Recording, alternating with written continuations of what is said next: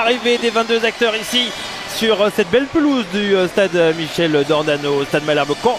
Et le puits avec un maillot rose exceptionnellement. On va vous donner la composition dans les toutes prochaines secondes. Et allez, on la donne maintenant. On marque cette composition avec cette défense à 3. Et ça, c'est un petit peu la surprise, la patte Maxime Dornano pour cette 9e journée. Maxime Ethuin, Vinicius Gomez et Didier Cocho, Hafid et puis Mazier qui vont être sur les côtés, des Pissons qui n'ont absolument rien de défensif, bien au contraire, Daliama, Rajo, ça se projette vers l'avant, Niandouye, Diakité et pas également de Ivan Botella.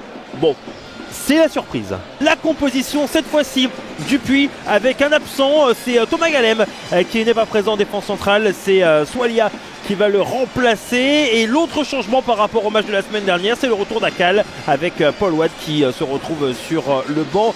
Et ces deux attaquants, donc Rodriguez d'un côté, ancien joueur d'Orléans, il a débuté la saison avec Orléans, il est prêté par le club de Bastia qui va être en pointe avec le Nigérian Brown Irabor.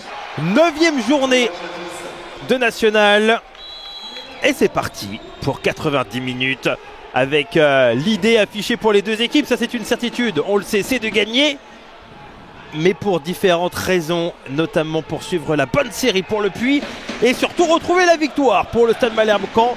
À ce championnat national qui est exigeant et qui demande un cahier des charges bien particulier. Attention, il y a Niandouye là qui a intercepté le ballon dans les pieds du Puy en volée. Avec Diakité, avec peut-être une première possibilité justement pour la formation canaise. On essayait de retrouver Diakité sur ce côté de la part de Dali Amar avec Hafid, et puis le ballon directement détourné par le gardien, par Mathis Carvalho. Et je le sens en jambes, je trouve qu'il a récupéré de sa blessure Dali Amar. Et à lui de prouver qu'il est exactement dans cette zone libre là.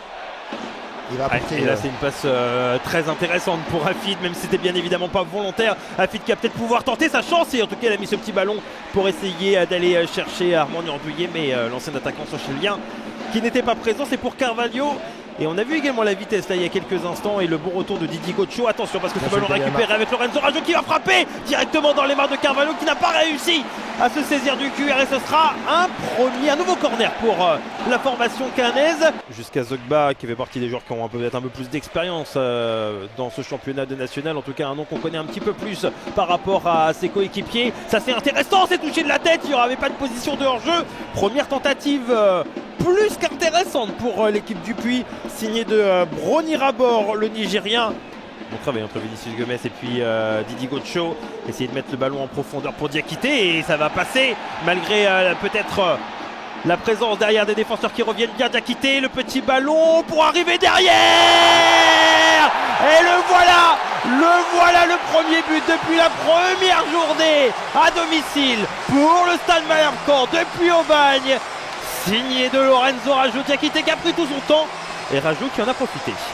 Mais voilà, quand on est en difficulté, c'est là où cette équipe de Caen, elle semble avoir compris. Et qui ont eu pas mal de difficultés, notamment à marquer ici même au stade d'Ornano.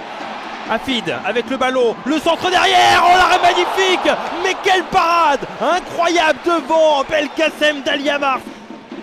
C'est encore très très long et c'est bien fait ça avec Esmaël. Est-ce qu'il va tenter sa chance? Esmaël, oui en effet. Oh c'était pas simple, ça va revenir derrière. Et l'égalisation qui sera finalement annulé, ce but avec une position de hors-jeu cette saison, on le rappelle.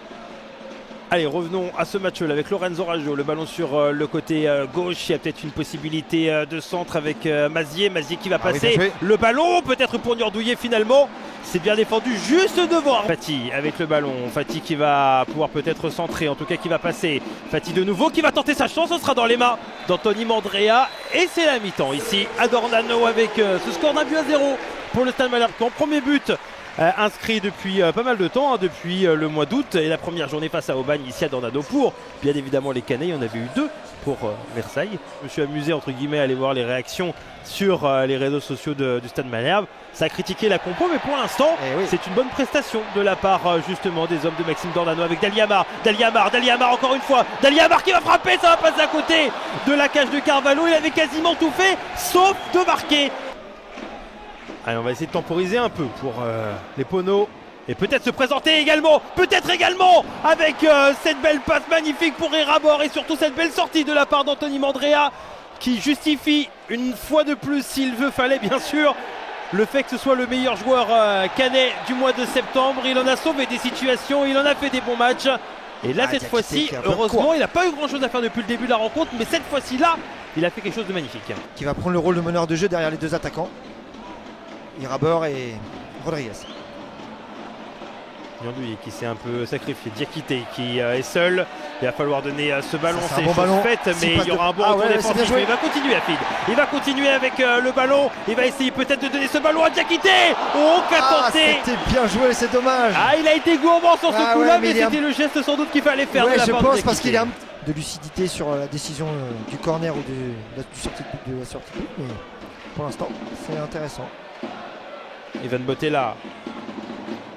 D'accord avec vous, sur l'arbitre, pas grand chose non plus à signaler sur ces journées de l'arbitrage. Evan Bottella qui va frapper. Elle était belle à 30 mètres et heureusement qu'il y a la présence de Mathis Carvalho pour mettre ce ballon en corner.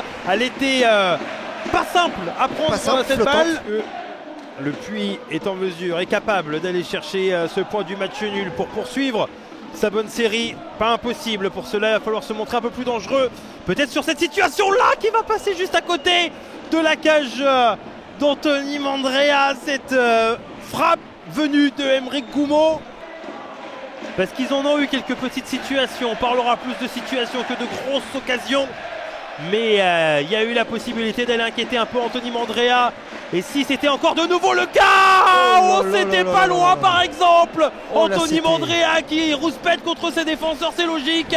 Parce que la tête d'égalisation était à quelques centimètres de la cage d'Anthony Mandrea justement. Vous croyez qu'il y a une peur de gagner? Vous savez j'y crois pas moi ça. C'est... Au contraire, c'est chouette de gagner, il n'y a pas de peur. Bien sûr, mais attention, encore une nouvelle situation peut-être, et le dégagement.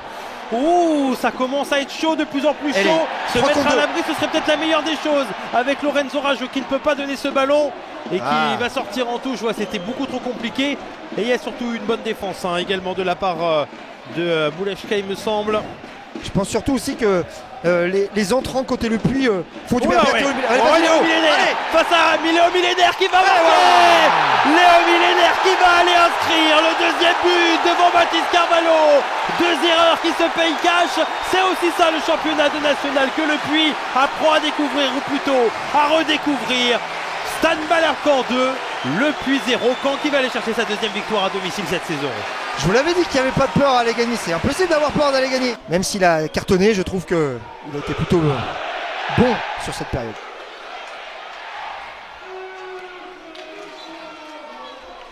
On n'ira pas véritablement jusqu'au bout du temps additionnel. Ça ne sert à rien. Le Stade Malherbe Caen qui va aller chercher sa deuxième victoire donc de la saison à domicile. Et la première victoire depuis le mois d'août après un mois de septembre bien terne, bien compliqué.